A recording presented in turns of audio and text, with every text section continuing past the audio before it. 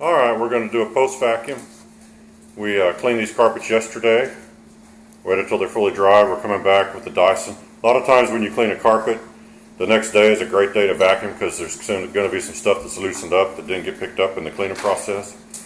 And this gives you a great opportunity to clean it. So we're going to do this post vacuum and then we're going to rake the carpets. Now look how fluffy these carpets are everywhere I walk. It's like walking on a cloud. That's how the carpets got cleaned with that bonnet, the Oreck Orbiter. So we're going to fluff them up even a little bit more by doing this post vacuuming and re-raking. Here we go.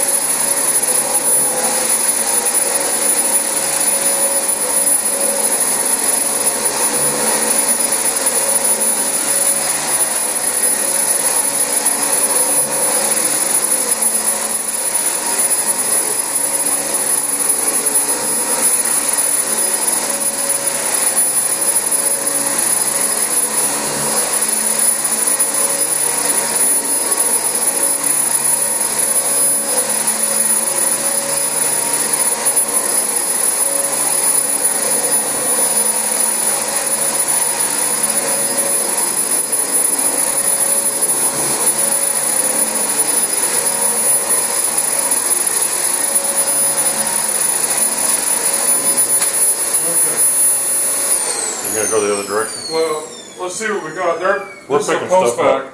This is one direction to see if anything happened. We picked up some stuff. Yeah, little debris.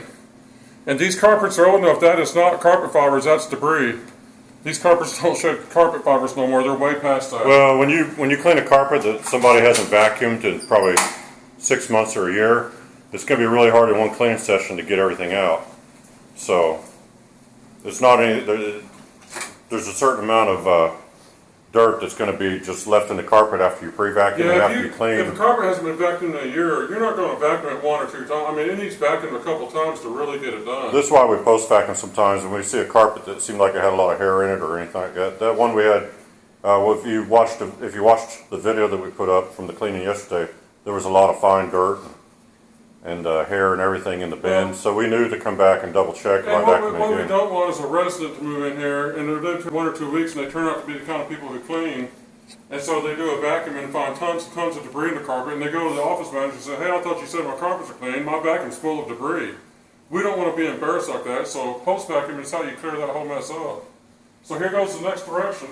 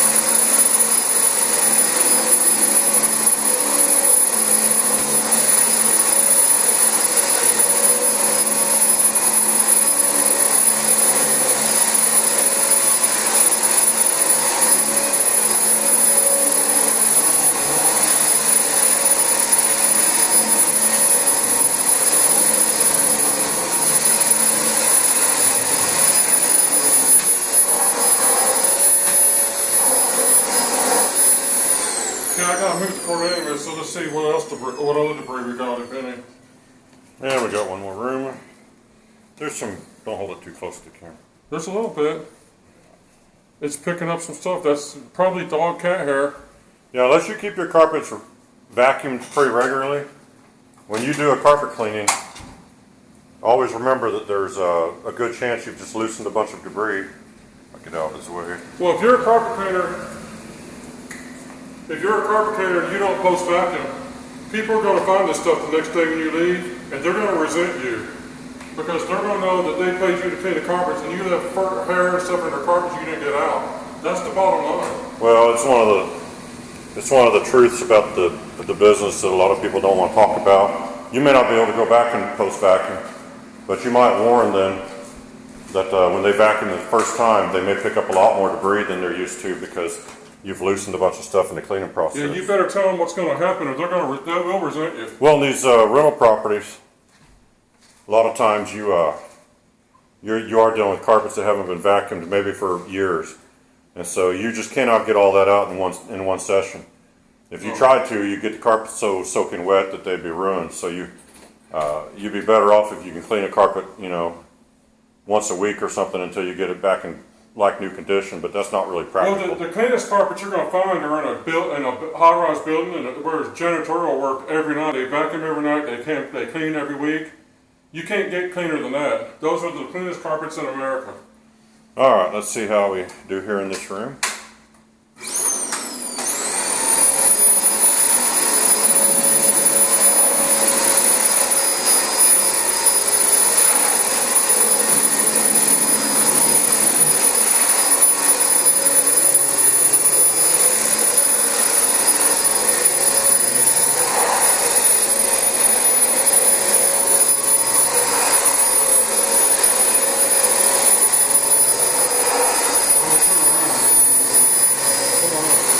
Tell them you It's don't going know. that way.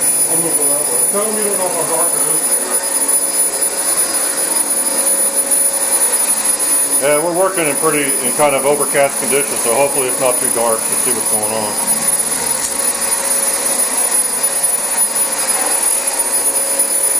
Yeah, it's dark in here.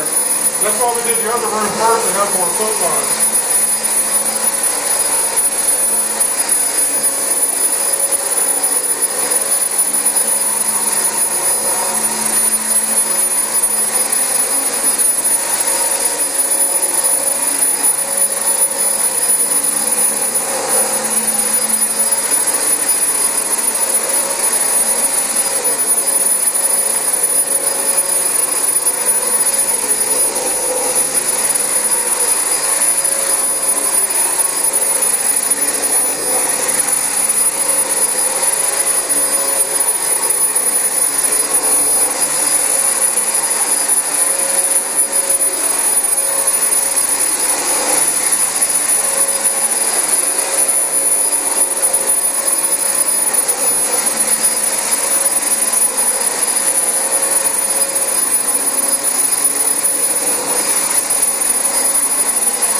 Don't mess with the closet. Tell them we don't pump that and talk to them. Tell them they don't even get no idea.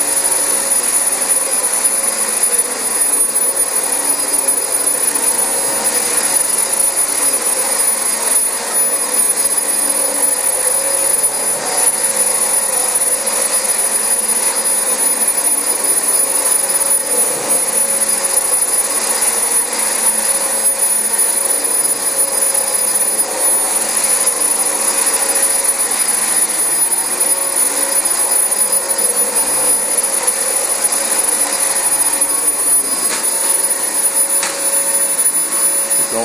Yeah. Alright, we'll show the debris one more time. And it's picking it up. It's not picking up as much in this Oops. room. Oh, that'd be great if you dumped that all over yourself. Yeah, but it's picking some up. It's stuff you don't want your customers to find.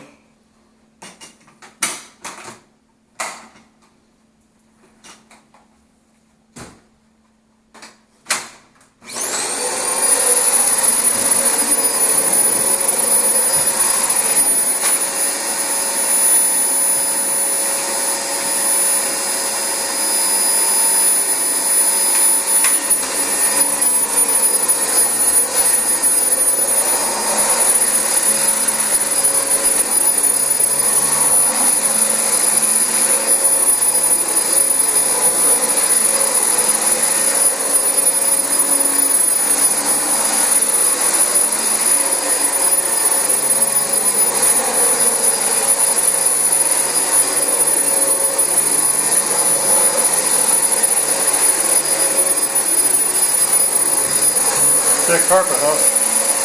Yeah. It's pretty thick.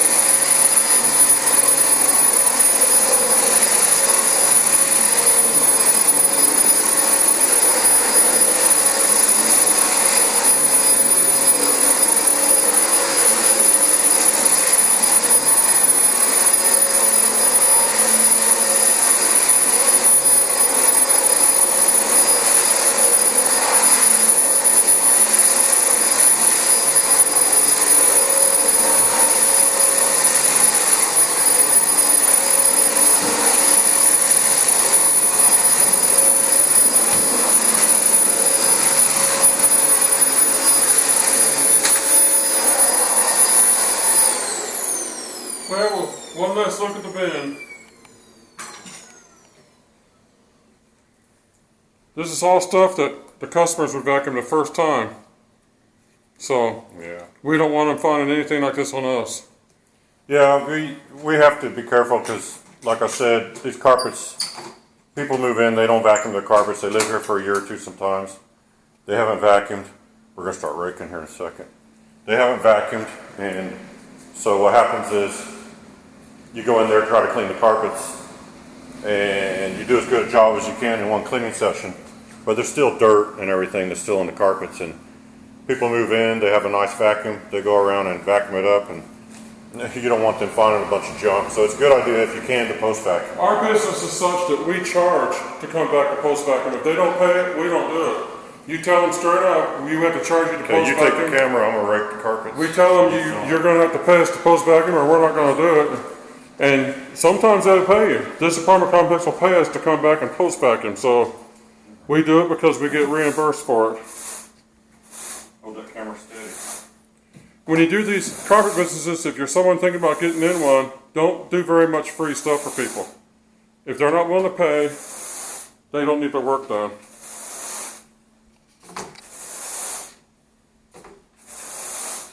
Well, if you work it out with your apartment managers and everything, the idea that their carpets are extra filthy, which they know they are, and that if they'll let you come back and go post vacuum, it's a little more expensive, but to make sure the carpets are really nice for people to move in.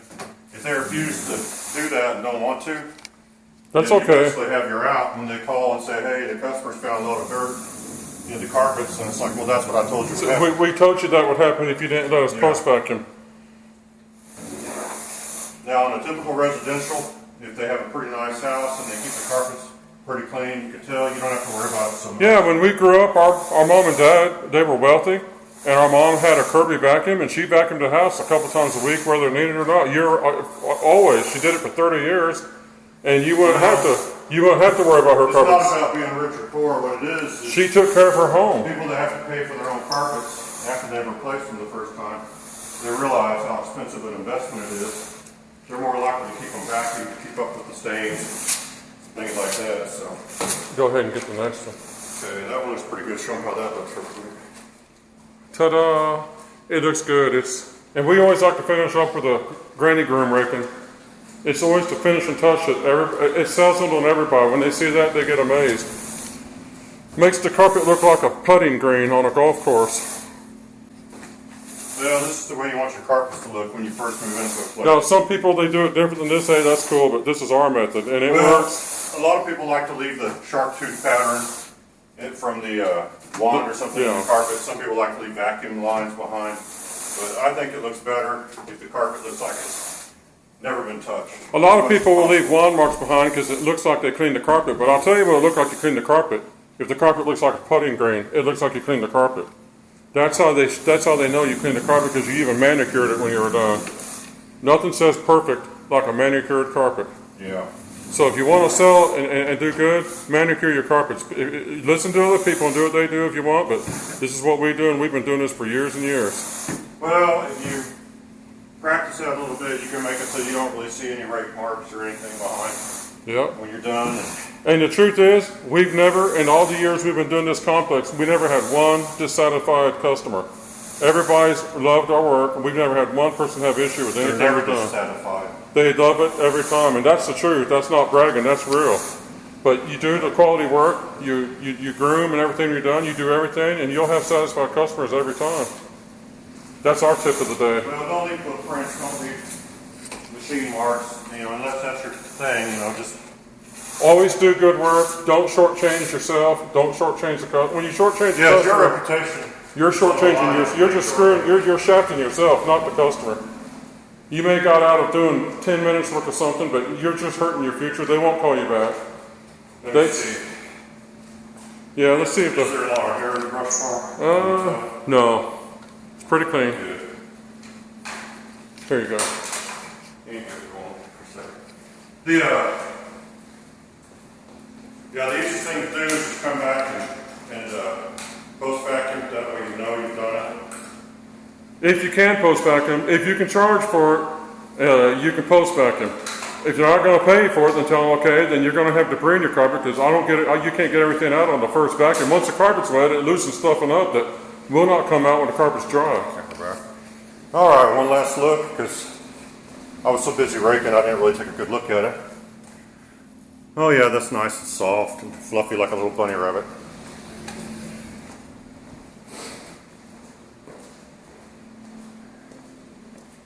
All right, it took us an extra 20 minutes to come back and redo this. I think it was worth it with the amount of dirt we got out. Chances are the people moving in won't vacuum either, so they would have never noticed. But, you never know.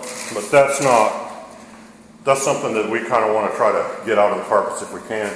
We use the Dyson to do the post vac instead of one of the sanitaries because it's too hard to show you what was actually picked up as quickly as we can with the Dyson. That's one thing we love about it. We typically will post vacuum with a sanitary because it's not a big bag cleanup. The reason we quit using the sanitary spot so much is the amount of cleaning up you have to do on them. You got to clean the bag out thoroughly and take the brush bar out and clean the end caps and all that stuff. And this is a lot easier.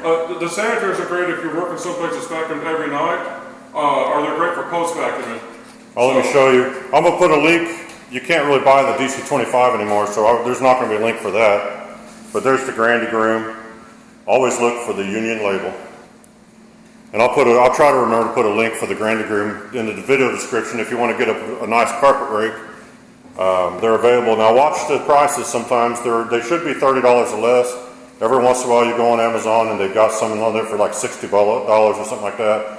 And unless you have to have one today, you might hold up and wait for a better price to come along. Anywhere from $30 and under is a pretty good deal on a carpet rake. Anyway, I hope you enjoyed the video. Until next time, thanks for watching.